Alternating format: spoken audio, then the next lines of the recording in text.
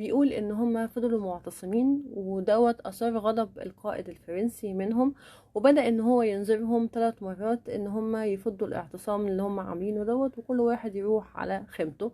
المهم هم رفضوا ان هم ينصاعوا للاوامر بتاعته، وامر الجنود ديت هم كانوا في الجزائر، فهم كانوا جزائريين فبالتالي مسلمين، فامرهم ان هم يطلقوا عليهم النار.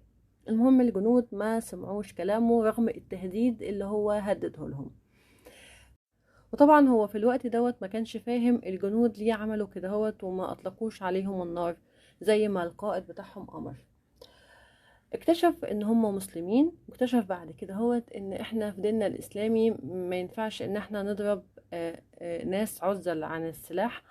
ورغم تهديدات القائد بتاعهم الجنود بدأوا ان هم ثبتوا على موقفهم. ففكرة ان الواحد يكون عنده مبادئ وقيم ان هو يمشي عليها، وان هو دي مرسخة عنده، ديت حاجة بتدي قوة للبني آدم.